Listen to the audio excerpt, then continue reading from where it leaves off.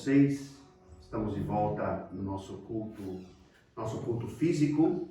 É o nosso primeiro culto depois de 4 meses e meio. Vocês estão me ouvindo bem? Sim. Né? Eu estou com uma máscara. Eu sou grupo de risco, irmão. Mas eu tenho que me cuidar. A minha família, ela é família diabética, né? E a doutora, agora eu vim lá, a enfermeira me chamou, né? E falou: olha, o senhor viaja com muita restrição, com muito cuidado, né? Mas tá bom, mas graças a Deus. Então vocês estão me ouvindo bem? Tá bom. Então é o nosso primeiro culto depois de 4 meses e meio. E nós estamos aqui hoje com o irmão Daniel, a irmã Michele, que bom revê-los, o Gilson. O Gilson faz tempo que a gente vem conversando, né, Gilson? Trocando figurinha no telefone, mas não nos conhecíamos, ou pelo menos eu não me lembro de tê-lo saudado anteriormente. A Danúbia e o João Vitor, que vão aqui, o Gaba, a Lia, a Sofia e o Benjamin. Que bom estar aqui o Benjamin, graças a Deus. Amém? Irmãos, hoje nós iniciamos segundo aos Coríntios, segunda epístola do apóstolo São Paulo aos Coríntios. Terminamos a primeira e já enganchamos, ou seja, já diretamente entramos na segunda. Porque quando tiver assim, são 2 epístolas dirigidas à mesma igreja, ou 2 livros, como nós temos no Antigo Testamento, 1 Reis, 2 Reis, então nós vamos já pegar os 2 livros para não perder o fio da meada. Tá? Então hoje nós já vamos começar com o segundo aos Coríntios. A epístola do apóstolo, o pastor Jorge hoje já deu uma introdução muito rápida, resumida, no devocional de hoje, mas a epístola de Paulo aos Coríntios, ela foi escrita, a segunda epístola, ela foi escrita porque estava tendo um sério atrito entre a igreja e o pastor Paulo. Por quê? Porque Paulo funda a igreja e ele Paulo era missionário, ele era plantador de igrejas. Então ele plantava a igreja, levantava os obreiros e ia para outro lugar. Tá? Então ele planta a igreja em Coríntios, isso está em Atos capítulo 18, e ele permanece 1 ano e meio ali pregando a palavra de Deus. Ele vai para outras regiões, né, e deixa Apolo. Apolo era um mestre da palavra de Deus e ele deixa Apolo no lugar dele, né? Pois não, Gabriel? Tá rindo? Você está indo da minha máscara? Não, eu tô falando que o Apolo aqui tá bem na minha frente. Essa máscara é uma vez, eu esqueci minha máscara, me emprestaram, me presentearam, não é emprestado, não é usado. Então Paulo, vamos voltar lá, para não perder o fio da meada. Paulo deixa Apolo, e isso está em Atos capítulo 19, versículo 1. Paulo deixa Apolo, mas Apolo era mestre, ele não era pastor, né? E o mestre, ele tem o dom de ensinar, e há pastores que são mestres, mas geralmente os mestres não são pastores. Não sei se dá para entender. O mestre, ele ensina a palavra de Deus. Nós vamos para Efésios capítulo 4, nós vamos encontrar ali 5 ministérios, né? E ele mesmo deu uns para apóstolos, outros para pastores, outros para mestres, outros para evangelistas e outros para doutores, se não me equivoco. Efésios capítulo 4, versículo 10 e 11. Então ele fala dos ministérios. Apolo era um mestre da palavra. Ele era aquele homem, diz a Bíblia, que ele era eloquente e fervoroso na palavra, e conhecedor, conhecendo apenas o batismo de João. É por isso que Áquila e Priscila pegam e diz que lhe ensinam o caminho mais excelente. E Paulo deixa Apolos ali. Nesse interim, Paulo escreve uma outra carta à igreja em Coríntios. Na verdade, se fala de 4 epístolas aos Coríntios. Tá? 2 se perderam no processo. 2 se perderam no caminho. Nós já falamos sobre isso na introdução de 1 aos Coríntios. E aqui nós também vamos ver que novamente Paulo menciona uma carta, chamada a carta da tristeza, porque Paulo se entristeceu com os Coríntios. Interessante que nós vamos ver 1 aos Coríntios, como ele termina falando aos Coríntios. E era um pai que estava ferido. Me perdoe, mas eu estou me sufocando. Então vou ficar de longe aqui era um pai que estava ferido com os seus filhos. Mas por quê? Porque entraram falsos mestres no meio e colocaram em tela de juízo a autoridade de Paulo. Então, os mesmos filhos na fé de Paulo começaram a crer nas mentiras dos falsos apóstolos.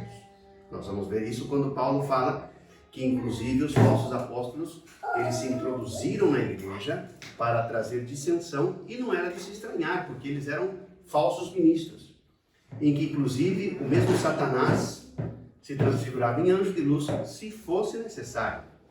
Então, tudo isso estava acontecendo com isso. Então, Paulo ele escreve uma carta, por quê? Porque a igreja começou a questionar um momento. O nosso pastor planta a igreja e vai embora. O nosso pastor planta a igreja e nos deixa. Então começou, e os falsos mestres se aproveitaram da situação e começaram a colocar em tela de juízo a autoridade do apóstolo Paulo. E é por isso que Paulo, então, ele escreve essa segunda carta, que em realidade é a terceira, tá? Para responder a essas acusações. E tudo isso estava acontecendo ali. Então, quando nós entramos em 2 Coríntios, nós vamos ver que é o grito do coração apostólico de Paulo. É Paulo dizendo, filhos, por favor, vamos resolver essa situação. Só que no meio ele tem uma carta aí, chamada Carta Severa, e essa carta se perdeu. Foi uma carta muito dura, né? Que Paulo fala dessa carta, que ele escreveu com lágrimas à igreja. Mas, irmãos, é necessário a correção dentro da igreja. É necessário, eu estava escutando a palavra de domingo, o Tiaguinho pregou, né, ministrou lá no tanque de Betesda, foi isso, né? E ele trouxe algumas palavras exortativas à igreja, e é necessário que a igreja seja exortada, né? É necessário. E o que acontecia em Coríntios? Lembra-se que Coríntios virou uma miscelânea. Eles apostavam mais nos dons do que no caráter. Então, eles tinham todos os dons. Paulo falou para eles, não nos falta nenhum dom. Essa era a realidade. Nenhum, irmãos. Nenhum dos dons faltava para eles. Só que eles deram tanta supremacia aos dons que esqueceram do caráter de Cristo. Então, o que eles fizeram? Eles viraram super religiosos. Então, eles chegaram ao ponto de pensar e entender que os dons estavam por em cima do amor. Estava por em cima da atitude do caráter cristão. Então Paulo ele corrige isso daí, tá? Então, se nós pudéssemos dividir a epístola aos Coríntios, nós vamos ter a introdução, no capítulo 1, do 1 ao 11, nós vamos ter a introdução, tá? Depois do 1:12 ao 2:11, nós vamos vendo Paulo defendendo a sua integridade pessoal. Que difícil, né? Quando o pastor tem que se defender, né? E não é porque Paulo era um homem, os biógrafos dizem que era difícil trabalhar com Paulo, não era fácil. Porque ele era duro, ele era muito exigente. E é verdade, você vê nas epístolas assim, pastorais, chamando epístolas pastorais, né? Diz que ele era muito exigente, era muito difícil trabalhar com ele. Tanto que Bernabé, o filho da consolação, não conseguiram por causa de um desacordo por causa de João Marcos, lembra, né? Diz que houve tal desacordo entre eles. E eu queria estar ali só para ver como foi aquilo, né? Que a gente é curioso, a gente quer saber, né? Mas imagina, irmão, Paulo e Bernabé discutindo. Pior que por causa de um terceiro, esse que é o negócio, né? Bernabé falou, vamos levar João Marcos. Não vai levar. Aí começaram a discutir e não houve. Aí então Bernabé pega João Marcos e Paulo pega a Silas. E então houve. Então diz os biógrafos que era difícil o trabalho, que Paulo tinha um caráter muito difícil. Mas os líderes geralmente são assim, irmãos. Os líderes geralmente, quando digo caráter difícil, não é que é impossível trabalhar com eles, mas eles são muito fixos naquilo que eles querem, né? E por quê? Porque se não é assim, é difícil levar uma igreja. É difícil. Isso é princípio de gerenciamento, né? É princípio de gerenciamento. Não obstante, Paulo ser duro, ele tinha um coração paternal. Então aí Paulo, o que ele faz? Do capítulo 1, no versículo 12 ao 2:11, o que ele faz? Ele apresenta a sua defesa da sua integridade. Isso nós vamos estudar mais na frente. Mas o que eu estava dizendo é que triste quando o pastor tem que, por causa de falsas acusações, porque se fossem acusações válidas, né? Porque infelizmente há muitos pastores que só são pastores de títulos, mas deixam muito a desejar na sua integridade, tá? Deixam muito a desejar na sua integridade. Mas no caso de Paulo não era questão de integridade. No caso de Paulo é que ele tinha plantado a igreja, deixado para ir plantar outras igrejas, e os falsos mestres então começaram a colocar em tela de juízo não só a autoridade, mas a integridade do pastor. E isso costuma passar até hoje em dia, né? Até parece que nós estamos vivendo essa situação, graças a Deus a igreja vai indo. Eu estava hoje conversando com o pastor Enzo, dizendo, nós, Vida Plena, faz alguns anos já que a gente vem, né? A gente vai decolar, de repente acontece algo, a gente para. Vai decolar, e isso é um grito do coração do pastor Jorge, né? É um grito do coração da mesma igreja Vida Plena. E o nosso pastor, por essa ausência que todos nós estamos acompanhando, né? E no processo é normal que algumas pessoas questionem, irmão. Isso é normal. Questionar não é o problema. O problema é quando depois começam a levantar calúnias, falso testemunho. Isso é muito complicado. Então foi o que aconteceu com Paulo. Então Paulo ele defende a sua integridade pessoal. Tá? Depois, eu estou dando só o resumo da introdução, o que seria a introdução. Depois da terceira parte, do capítulo 2 ao capítulo 6, Paulo fala do seu ministério. Ele tinha um ministério apostólico. Então nós vamos estudar sobre o ministério apostólico de Paulo. Como que Paulo ele faz valer aquilo que Deus lhe deu. E isso é muito importante, irmão, porque se Deus te entregou um ministério, você tem que fazer valer esse ministério. Você tem que, a autoridade que Deus te deu, você tem que usá-la em prol do reino de Deus. Mas também quando tem que usar contra, não no sentido de contra para denegrir alguém, mas para defender a igreja. Aqueles que se levantam contra a igreja tem que usar. Uma coisa é o irmão enganado, outra coisa é o irmão enganador. São duas coisas distintas. Então o que nós encontramos em Corinto? Uma igreja enganada por falsos mestres e por falsos irmãos. É isso que nós encontramos, tá?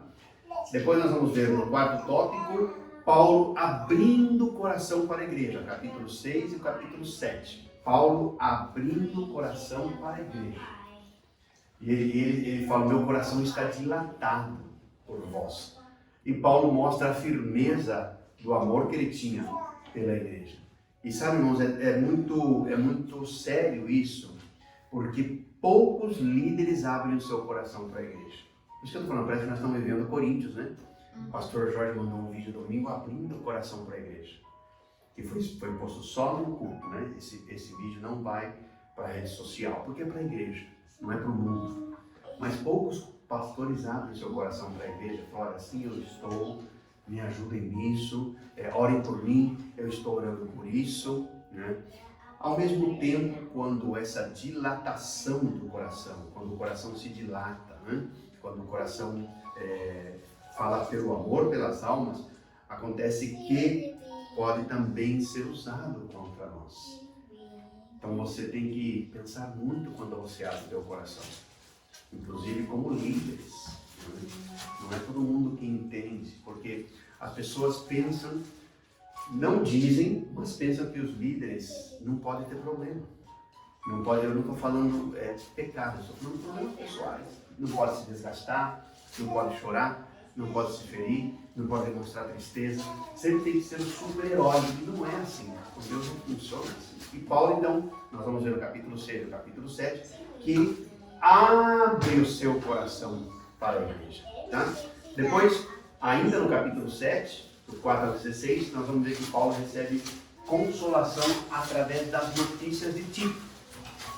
Tito era um dos companheiros do ministério de Paulo, por certo, Paulo escreve uma epístola a Tito, né? Tito, chamada epístola pastoral. Né? Paulo escreve, e Tito é o portador dessa carta. Mas quando ele volta com boas notícias. E quais eram as boas notícias? Os corintianos se arrependeram, não os gaviões da fiel. Né? Os corintianos se arrependeram, pastor. Ah, não me diga. Se arrependeram, pastor. Aquela carta dura, severa, eles foram... Deus tocou o coração deles. Então, Tito consola Paulo pelas notícias da igreja. E isso é importante porque existe a necessidade de um mediador, irmãos. Um mediador. E Deus nos chama para ser mediador.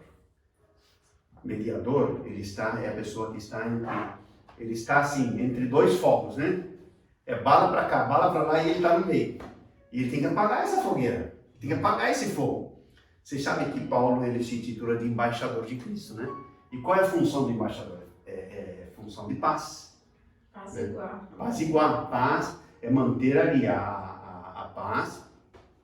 E, por certo, eu estava lendo uma reportagem sobre um diplomata brasileiro, até saiu um filme dele na Netflix. Como que é o nome dele? Sérgio. Foi o que fez o Tratado de Paz em Timor-Leste. É um brasileiro.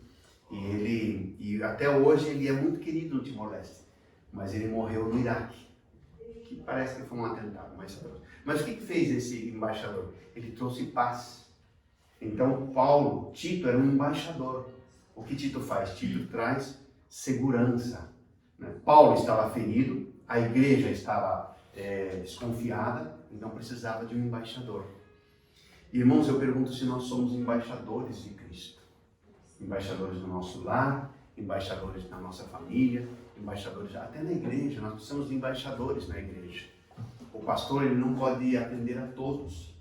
Então nós precisamos ser esses embaixadores. Então Tito ele traz essa informação e ele consola o coração do apóstolo. Certo? Depois nós vamos ver sobre a coleta para os pobres da Judéia. Está no capítulo 8 e no capítulo 9. Segundo aos Coríntios. A coleta é onde nós usamos a famosa frase que Deus ama ao que dá com alegria. Não é? E Paulo ele enfatiza. Esse capítulo é usado para o dízimo, mas em nenhum momento ali Paulo menciona o dízimo. Em nenhum momento. E nós vamos estudar sobre isso também. Tá? Nós cremos na validez e no princípio do dízimo, mas é interessante observar a maneira como Paulo estabeleceu essa oferta. Nós vamos chegar lá. Né?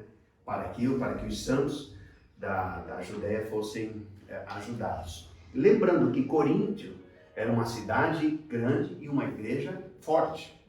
Uma igreja forte econômica.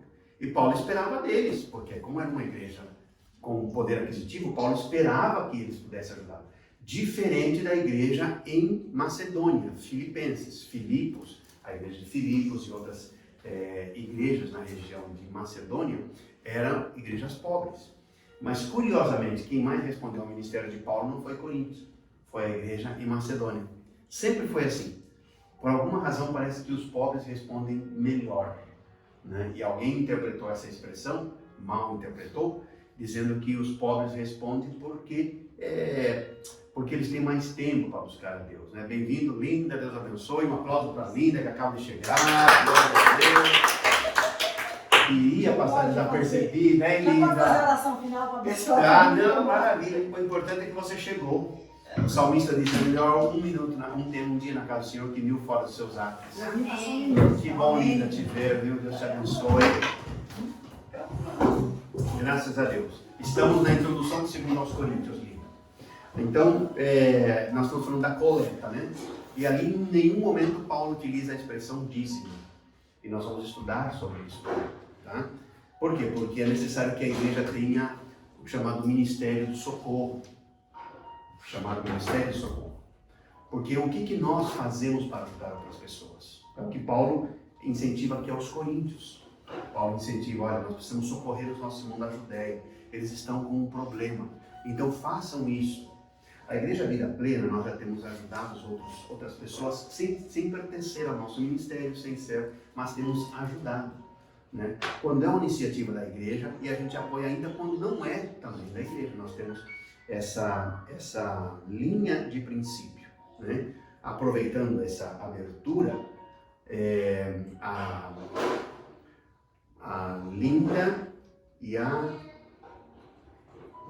Michele, eles fizeram um comentário conosco no privado sobre uma senhora que está com câncer e está...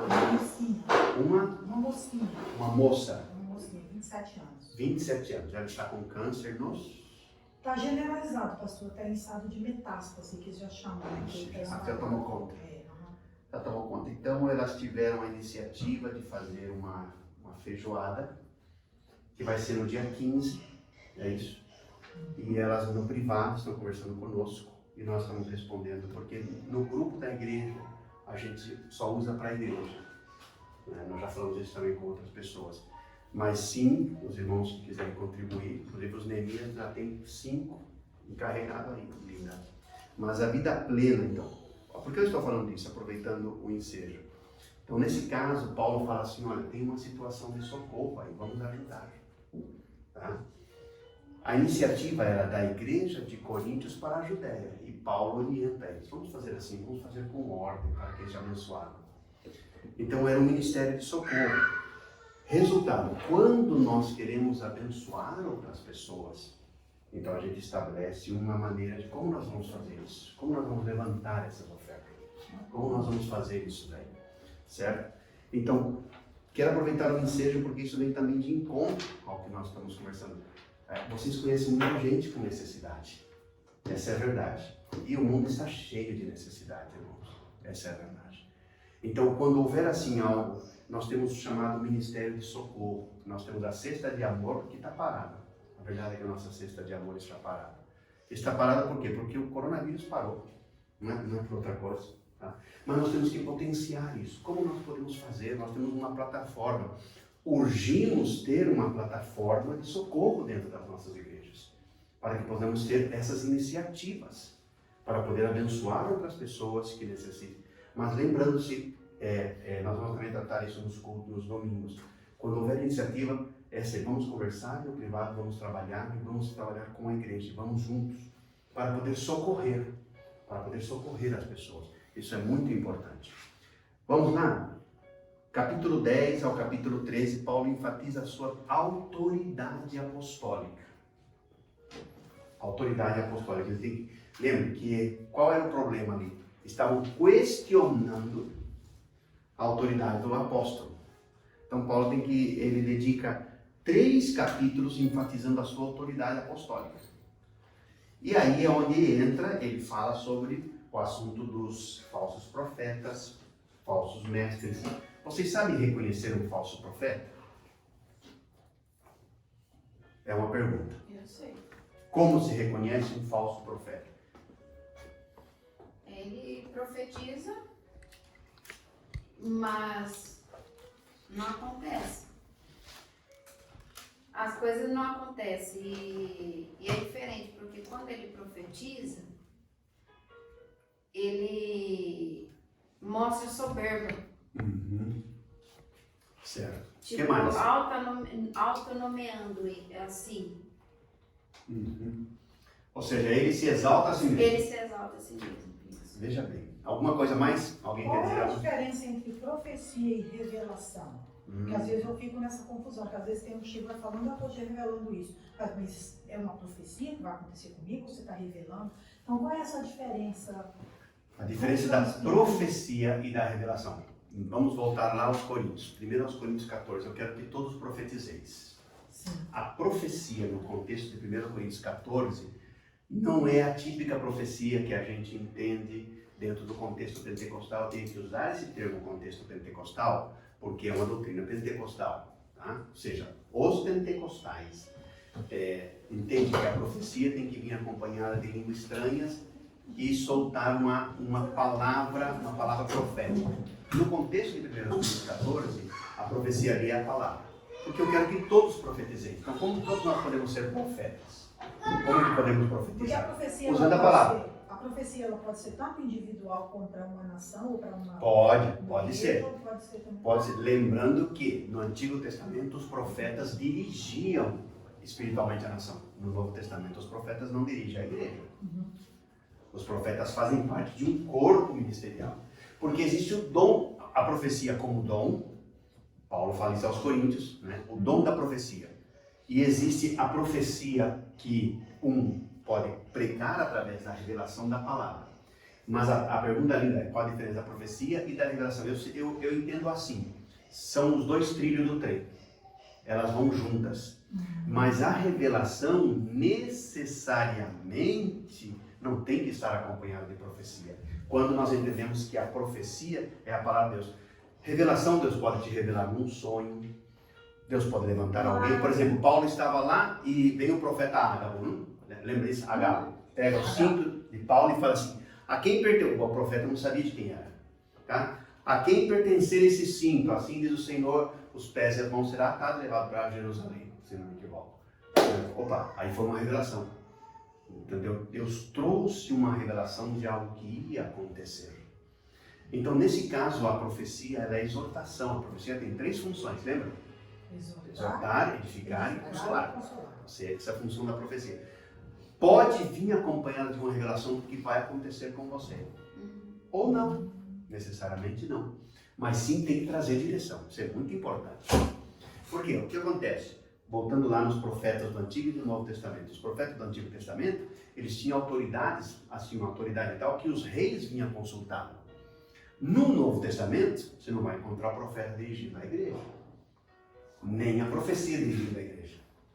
Então o profeta passa a pertencer a um corpo ministerial, o profeta com o dom de profeta. Tá?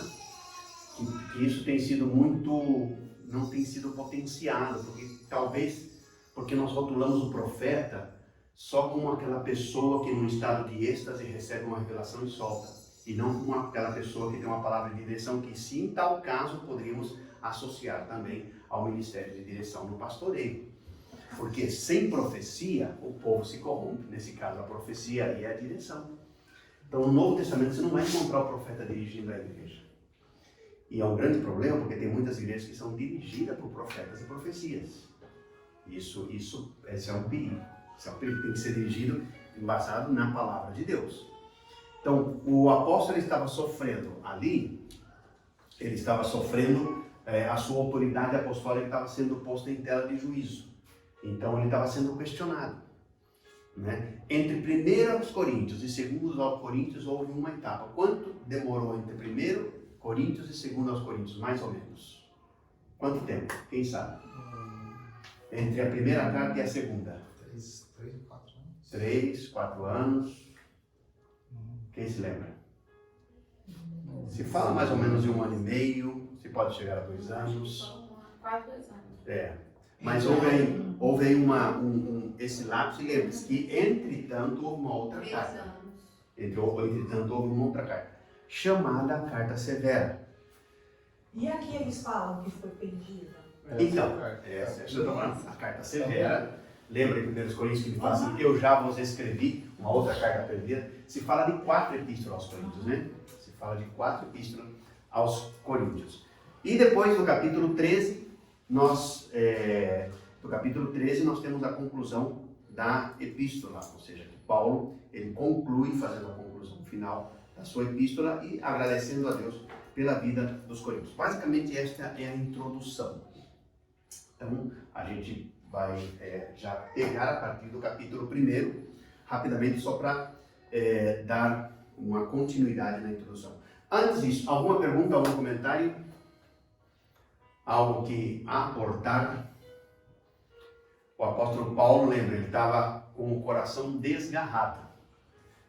Né? O pai foi fazer uma viagem e, entretanto, chegaram alguns amantes que queriam a noiva, né? Mas enganaram os filhos. Aí os filhos se voltam contra os pais. Era isso a situação dos Coríntios. Aí Paulo ele escreve essa carta e ele abre o coração. Segundo os Coríntios, é uma abertura de um coração ministerial. Tá? Vamos lá, capítulo 1. São 8h25. Vamos tentar terminar em 20 minutos. Joia? Capítulo 1. Quem pode ler do 1 e o 2? Paulo, apóstolo de Cristo Jesus, pela vontade de Deus, e o irmão Timóteo, a igreja de Deus que está em Corinto, com todos os santos que estão em toda a Acaia. Graça a vós e paz da parte de Deus nosso Pai e do Senhor Jesus Cristo. Então, Paulo, ele menciona a igreja que estava em Coríntios. Paulo menciona a Timóteo, que era seu filho na fé, mas ele diz, ele é meu irmão, ele está comigo no ministério. Muito importante que Paulo compartilhava o ministério dele. Ele não era um homem que andava sozinho. Ele tinha um chamado, ele sabia quem que Deus havia chamado, mas só que ele é o seguinte, ele compartilhava o ministério com os outros. Isso é muito importante. Se você quer ir longe, trabalhe com a equipe. Se você quiser se desgastar, então trabalhe sozinho. Isso é muito importante. Versículo 3. Pastor, só uma Sim. colocação rapidinho aqui. Uma coisa que eu acho interessante nas colocações dele, tanto no primeiro quanto no segundo, é que às vezes a gente tem que trazer para a vida da gente, por exemplo, quando ele fala, Paulo, apóstolo de Cristo Jesus. Né? Muitas das vezes a gente chega, a pessoa vira para a gente e fala assim, você pertence a alguma, você é cristã, você fala, eu sou cristã. Mas a gente não tem nenhum benefício. Ela fala assim, eu pertenço à igreja, eu vou lá e tal. Né? Tipo assim, eu acho que essa identidade nossa como cristão diante da sociedade, eu acho que isso faz uma diferença bem grande quando você fala, não, eu sou evangélica, sou evangélica, pertenço à vida plena, trabalho dentro da igreja, sou assim, assim. Eu acho que isso dá uma certa diferença quando você fala. Se você de entrada já não te posiciona, depois mais tarde pode que seja mais difícil. Ontem, principalmente ontem, aconteceu um negócio comigo, permita-me usar esse testemunho. Ele entrou em contato comigo, um rapaz que serviu o quartel comigo. Serviu o quartel em 1986, né, na artilharia, e eu simplesmente perdi o contato com meus amigos. Aí entrou em contato, ele falou, olha, nós estamos fazendo um grupo dos amigos, faz tempo que esse grupo está no Zap hoje em dia, né? Ele falou, posso te incluir lá? Eu falei, sei lá como está aqueles camaradas, né? Depois de 33 anos, eu falei, pode me incluir, sim, inclua-me. Aí me incluiu. Irmãos, eu falei, não dá para ficar mais nesse grupo, não. 5 minutinhos ali, aí eles, de Paulo, né? Me chamavam pelo sobrenome lá. Soldado de Paulo e tal, que bom, não sei o que, aí tem aqueles bocudos, mas onde eu quero chegar? Aí um deles falou assim, e o que você está fazendo da vida de Paulo? Eu falei, eu sou pastor evangélico. Você é evangélico? Sou evangélico. Ele falou, então esse grupo não é para você. Eu falei, quem vai perder são vocês, porque eu continuo sendo evangélico, né? Mas é claro, mas o que eu estava explicando para ele? Se você, de momento, eu não falo o que você é, você se dilui, você perde. Aí eu peguei, aí no grupo tem alguns evangélicos também. E um conversando comigo no privado, falou, também sou evangélico. Falei, por que você não fala no grupo que você é evangélico? Porque perdeu a autoridade, porque já sabe o que é esses grupos, né? Autoridade. Aí eu estava falando com ele, o outro amigo, eu falei, olha, você não tem coisa assim, a gente tem que ser luz lá. Recebeu porcaria? Deleta, não compartilha. Você pode estar no mundo sem ser do mundo, gente. Aí o outro estava falando para mim, e tudo isso rolando entre ontem e hoje, irmão. Olha só as coisas, né? Porque eu quero aproveitar um negócio, o que a Linda falou. Aí um falou assim, olha, nós nos encontramos, porque eu perguntei para um outro soldado, o que vocês sabem do soldado Chapô? O Chapô ia comigo na discoteca na época, falando de 1986, né? Vocês viram a minha foto com o pastor Jorge, né? Então vocês imaginam, quase uns anos atrás. Era o senhor mesmo? Era eu, irmão. Olha, Tem uma foto que fala, não? Ah, não, irmão, eu tenho prova. Quem tirou aquela foto foi a pastora Ruth, eu tenho como provar. então tá certo. Só que tem que perguntar para ela. Não, foi a pastora Ruth e a Maria que tiraram aquela foto. Mas eu não quero chegar. Aí, a gente estava, ele conversando comigo no privado, eu falei, cadê o Chapô? Aí um respondeu assim, o Chapô? Eu pedi para ele entrar no grupo, mas ele falou que ele é evangélico e não quer saber nada de nós. Aí eu falei, perdeu a oportunidade de ser luz. Por quê? Porque, irmão, é o seguinte, uma vez me consultaram, olha lá, irmão, deixa isso agora não. Esse é o momento, ai Jesus amado, me dá uma tristeza só de ver. Tá vendo, Gilson? Como eu era? Eu era igual o Gilson, olha lá, mostra pro Gilson aí, olha Gilson, olha lá. Vocês estão muito engraçados, né? Poxa vida, não dá pra contar isso não, Gal, tá online, irmão. Pastor Jorge, o senhor nos perdoa, mostrando a nossa foto, porque é o teu 50º aniversário, agora vai apoiar. Mas tá bom, linda, você tá linda, você não passa em disciplina, bom essas coisas. a evolução que Deus fez na vida de vocês. Eu falei, a verdade seja dita, eu falei, pastor Jorge, o senhor mesmo, se o senhor envelheceu, ficou mais bonito. Pois é, que melhor. A irmã Maria, agora que aguenta, né, comeu a carne, agora tem que roer o osso, né, assim de vez em tal. Mas quero voltar lá, vamos tentar terminar em 15 minutos, eu falei. Cadê o Chapô? Aí falaram para mim, o Chapô, nós pedimos para ele entrar no grupo, mas ele falou que ele não quer porque ele é evangélico. Aí eu falei, mas eu também sou evangélico e eu estou no grupo com vocês. Aí uma falou, e a outro que entrou agora. Eu falei, não, mas gente, o fato de eu ser evangélico não significa que eu não posso estar no grupo. Eu só vou compartilhar alguma ideia de vocês. Porque se você assim já entra dizendo quem você é, a tua autoridade não é diluída, não é? Mas isso que acontece, por quê? Porque a Linda fez essa observação do início, da introdução, de quem nós somos e de quem nós pertencemos. E isso fala de aliança, Linda. Nós percebemos uma coisa, e isso vai online, mas isso é sério, que muita gente nesse processo do coronavírus deixou a vida plena. Por quê? Porque não tem aliança. Não tem aliança com a vida plena. Quando você não tem aliança com alguém, com uma igreja, você não vai se comprometer mesmo. Normal. Mas todos que temos aliança, né, a gente volta. Graças a Deus. Vamos seguir lá? Vamos lá. Quem pode ler do capítulo versículo 3 ao versículo 6? 3 ou 6? 3 ao 6, capítulo 1. Porventura começamos outra Não. vez. Você está no capítulo... Você está na 1 aos Coríntios, é 2 aos Coríntios. É 2 Coríntios 3, Capítulo não é? 1, 3, não, capítulo 3. Capítulo 1, versículo 3 ao 6. Ah, desculpa. Bendito seja o Deus, o Pai do nosso Senhor Jesus Cristo, o Pai das misericórdias, o Deus de toda consolação, que nos consola de todas as nossas tribulações, para que também possamos nos consolar, e os que tiverem alguma tribulação, com a consolação, e com que nós mesmos somos consolados de Deus. Porque, como as aflições de Cristo são abundantes em nós, assim também a nossa consolação sobeja por meio de Cristo. Mas, se somos atribulados, e para vossa consolação e salvação, ou se somos consolados para a vossa consolação, o qual opera, suportando com paciência a mesma aflição que nós também padecemos. Então Paulo ele fala, olha, bendito seja o Deus e Pai do nosso Senhor Jesus Cristo, Deus que nos consola em todas as nossas tribulações, para que possamos consolar a outros. E Paulo está falando, nós passamos por tribulações, mas agora nós podemos consolar. Eu não sei se alguém aqui passou pelo corona, né? Mas a irmã então pode falar como que é isso, tá? Eu não sei se alguém aqui teve alguma situação, mas imagina. O que Paulo está dizendo? Falando, gente, o nosso ministério é um ministério que passa por tribulação, mas nós passamos por tribulação para consolar vocês. Porque Paulo estava sendo atribulado por causa da igreja. E ele diz assim, então nós somos atribulados para trazer consolo para vocês. Então quando você passa por uma tribulação, irmão, seja de enfermidade, seja de dor, seja de problema, seja o que for, é para que você possa consolar a outros. E nós estamos vivendo dias em que o mundo precisa uma igreja real, uma mensagem real. Nós não somos robôs, nós sofremos, nós choramos, nós morremos, nós tivemos percas no coronavírus. E essa é uma grande realidade.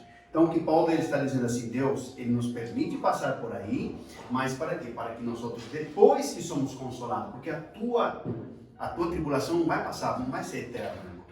O seu problema não é eterno, você vai sair daí. E uma vez que você saia daí, por favor, ajudem a outros que estão aí. Isso é muito importante. Por quê? Porque você passou por aí. Então, não permita que o que você está passando seja só um momento para você se concentrar em você, senão que você possa ver outros e dizer, não, veja bem, eu também sofri, eu sei o que é. Eu sei o que é uma enfermidade, eu sei o que é uma morte, eu sei o que é uma perca, eu sei o que é ser pessoa de risco, eu sei o que é ter um filho que está passando por um problema, eu sei o que é ter amigos e amigas que estão passando por situações, e você pode ser um exemplo para outros. Amém? Quem pode ler o versículo 7? 1 Coríntios 1, 7.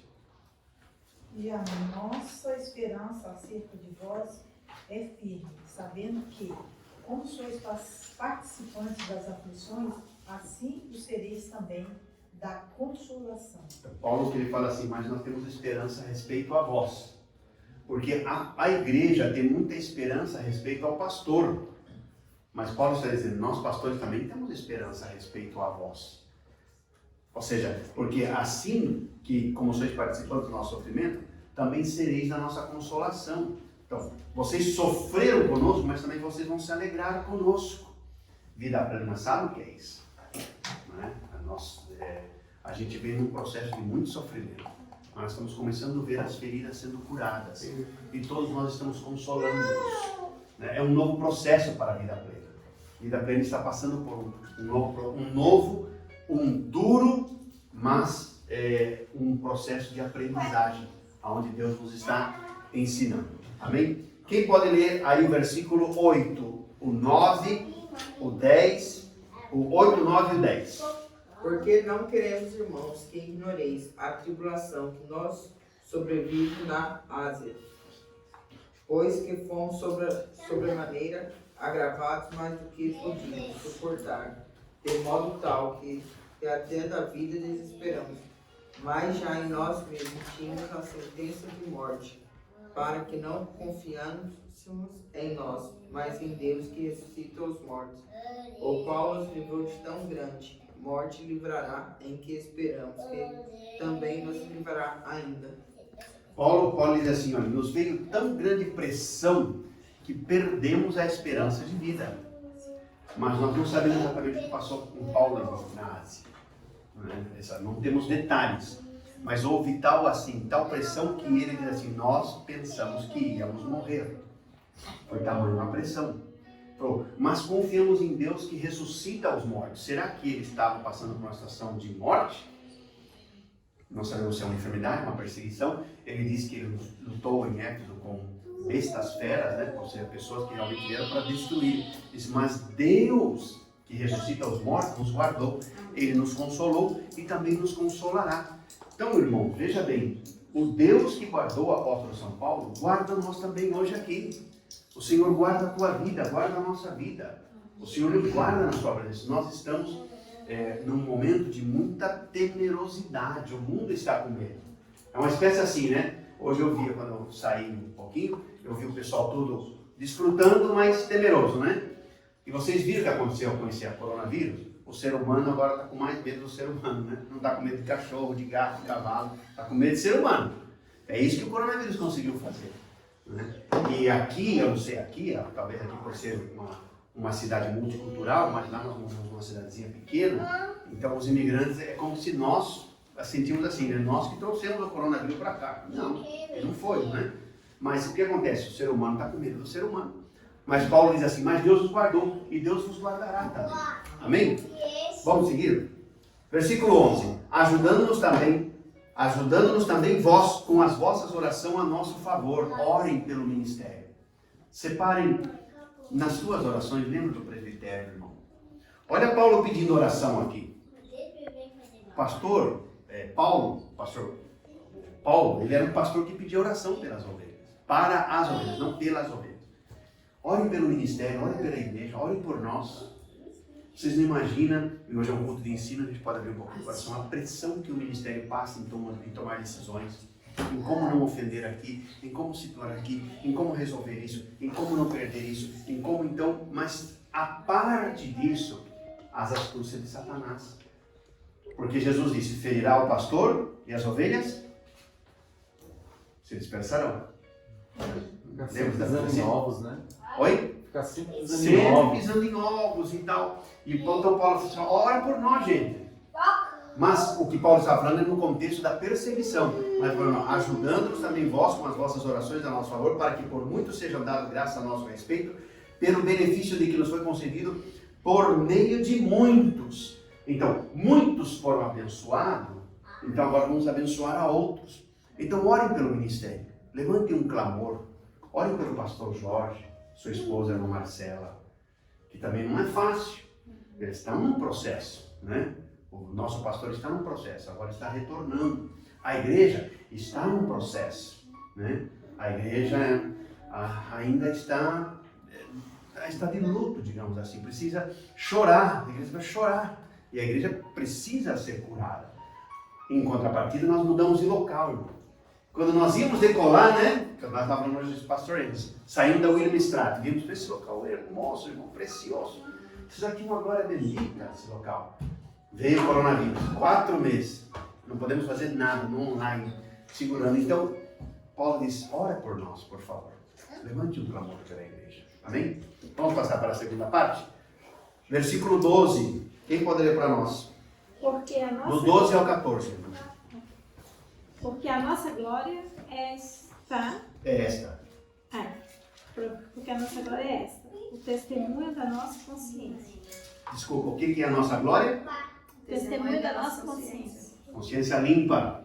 De que, com santidade e sinceridade de Deus, não com sabedoria humana, mas na graça divina, temos vivido no mundo e mais especialmente para convosco.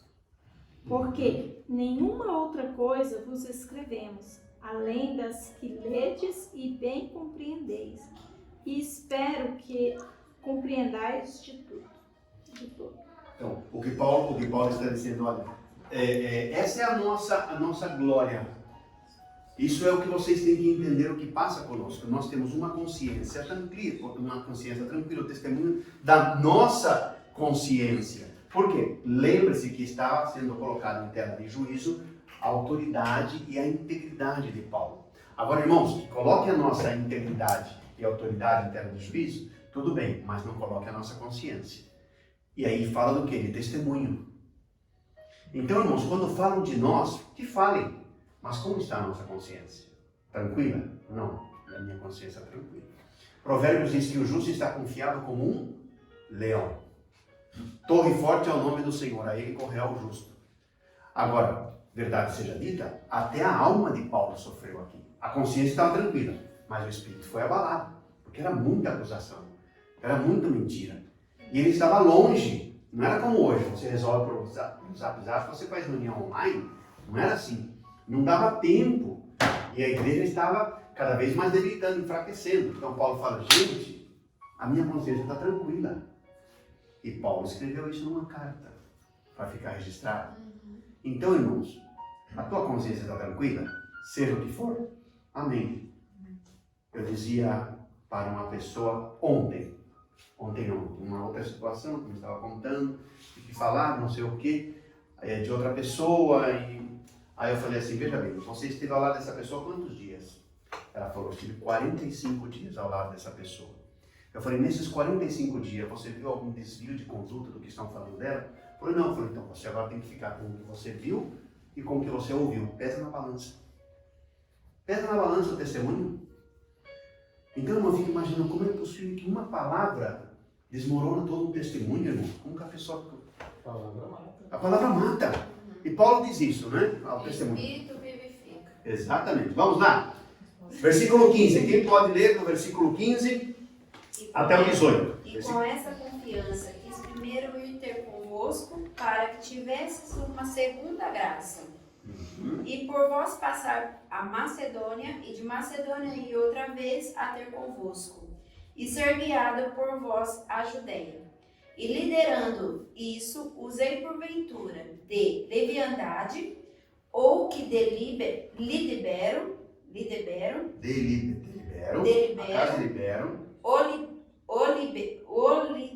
delibero segundo a carne, para que haja em mim sim ou não. E o 18? Antes, como Deus é fiel, a nossa palavra para convosco não foi sim e não. É muito simples o que aconteceu aí. Os falsos mestres estavam dizendo assim, ó, Paulo fala uma coisa e diz outra. Porque ele mudou de plano, ele mudou de rumo. Mas por que ele mudou de rumo? Por causa do que estava acontecendo lá em Ásia, que não sabemos o que estava acontecendo. Aí ele fala, por causa dessa situação eu tive que mudar o rumo, mas agora eu me delibero ir convosco. Irmãos, era muito simples. Então o que disseram? O apóstolo Paulo diz uma coisa e faz outra. Mas quantas vezes no processo a gente não tem que mudar de rumo? Vê como Paulo sim estava aqui pisando em ovos com a igreja? Ele tem que ficar dando explicações das suas decisões pessoais. Veja o problema em Coríntios. Então, segundo aos Coríntios, é a epístola de um pastor com o coração desgarrado. Né? E que era uma epístola já que ele estava mais tranquilo. Vocês vão ver como termina a epístola. Mas ele fala, eu espero ter convosco para essa segunda graça. O que ele está falando? De estar com os irmãos e nós nos comunicarmos. Vamos ver cara a cara. Por quê? Porque lá na frente vocês vão ver que os falsos mestres diziam assim, por carta ele é corajoso, mas diante ele é um covarde. Literalmente, irmão. E Paulo, ele fala, então quando nós estivermos juntos, nós vamos conversar. Mas dá para entender um pouquinho a tensão que tinha aqui? Dá para captar um pouco a tensão entre o pastor e a igreja?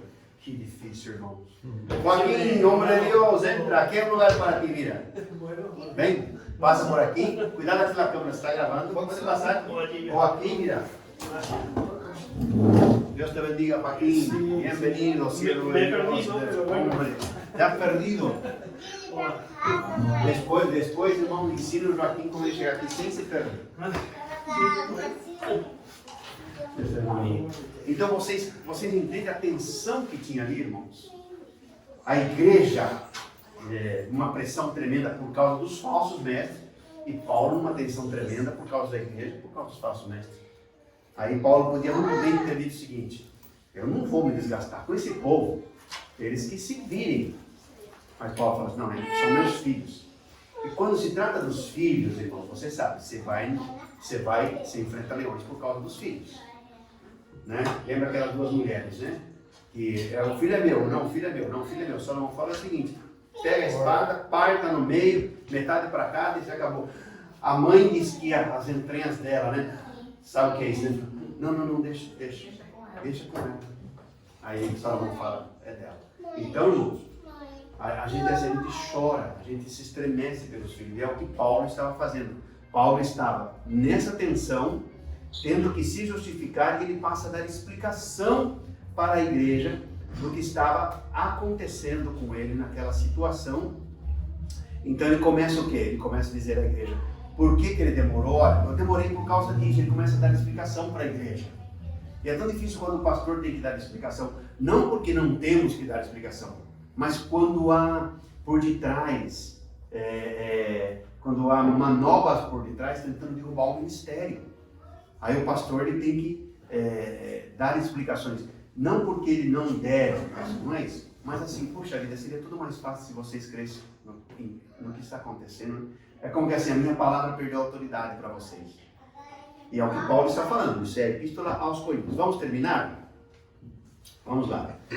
Versículo 19, porque o Filho de Deus, Cristo Jesus, que foi por nosso intermédio anunciado entre vós, isto é, por mim, Silvano e Timóteo, não foi sim e não, mas sempre nele houve o sim. Lembra de Cristo? O vosso sim seja e o vosso não seja não. Paulo diz, eu sou sendo meus imitadores como eu sou de Cristo. Não há dubiedade, se diz dúbio, minha palavra não é dúbia. Agora, no processo eu tive que mudar, gente, o rumo, e vocês agora estão me chamando de mentiroso por causa disso? Olha a situação, irmãos. Entendeu? Então a gente tem que tomar muito cuidado, porque às vezes a pessoa pega a tua palavra, ainda mais hoje, com a rede social, irmão. Hoje com a rede social o negócio está difícil. Qualquer coisinha que eles pegam assim, ele já joga, já manipula, mas Paulo fala isso. Esse evangelho que foi anunciado por nós, versículo 20, porque quantas promessas de Deus, tanto nele o sim, porque também por ele o amém, para a glória de Deus, por nosso intermédio. Mas aquele que nos confirma convosco em Cristo e nos ungiu, versículo 21, é Deus. Paulo usa duas expressões aqui. Aquele que nos confirma e aquele que nos ungiu. Confirmação por parte de Deus e unção por parte de Deus. Era Deus que tinha ungido o apóstolo para esse ministério. Paulo fala, eu fui ungido, eu fui confirmado. E o versículo 22 diz que ele também nos selou e nos deu o penhor do Espírito Santo em nosso coração. Selo é autoridade, tá? E penhor, o que é penhor? Tem alguma outra tradução aí? O penhor, nos deu o penhor, a garantia. Penhor é a garantia, tá? Selo é propriedade, selo não é batismo com o Espírito Santo, tá bom? Senão vamos tratar mais na frente. Nós entendemos que selo é a propriedade. Vocês foram selados pelo Espírito Santo, então você vai ter a garantia. Qual é a garantia? O mesmo Espírito Santo. Paulo trata isso escrevendo também aos Gálatas. Vale? Tá bom? Eu, porém, por minha vida, tomo a Deus por testemunha, para vos poupar, não tornei ainda a Coríntios. Olha isso, para vos poupar. Paulo diz assim, eu estou tão nervoso, eu estou tão frustrado, eu estou tão triste, que para vos poupar eu ainda não fui aí. Ou seja, porque se eu for do jeito que eu estou, irmãos, eu não me responsabilizo. Por isso que Paulo fala na frente, eu tive que usar a loucura do meu ministério apostólico, porque tem gente que nos tira do sério, irmão. Não é? Tem pessoas que querem que você fique provando tudo que você é, o que você diz. Você não tem que provar nada para ninguém. E principalmente quando estão colocando em termos disso. Lembre-se, a tua consciência está limpa? Amém? Isso é o que importa. Terminamos? Não que tenhamos domínio sobre a vossa fé, versículo 24, mas porque somos cooperadores da vossa alegria, porquanto pela fé já estáis firmados. Então nós não temos domínio sobre vocês. Não é isso. Paulo não está, porque no versículo anterior diz, se eu for do jeito que eu estou, eu vou ter que puxar a orelha de vocês. Mas não é porque vocês são propriedade nossa, não é isso. Não é? Vocês não são nossa propriedade, vocês são nossa responsabilidade, é diferente. Mas ele diz assim, mas porque somos cooperadores da vossa alegria, ou seja, somos Deus em nós que vai trazer alegria para o vosso coração, então, por quê? Pela fé, vocês já estão firmes. Vocês estão firmes em Paulo, em Apolos, e vocês estão firmes em Cristo Jesus. Amém. Essa é a introdução de 1 aos Coríntios. Amém? 5 minutos, alguém tem alguma pergunta? Alguma aportação? Alguma contribuição? Algo que dizer? Amém? Podemos terminar então a oração? Essa é a introdução 2 aos Coríntios. Próxima quarta-feira estaremos aqui, se Deus quiser, para juntos aprendermos mais da palavra do Senhor. Sexta-feira é o culto com os Neemias, mas nós queremos convocar para um culto de oração. Quem quiser vir orar com os varões, pode vir na sexta-feira. Nós vamos avisar isso nos grupos, tá bom? Vamos estar aqui orando, um tempo de clamor. E por certo, eu já anuncio que esse mês vamos ter uma vigília, tá? A última sexta-feira desse mês vai ser vigília. E estaremos aqui todos juntos, louvando ao Senhor.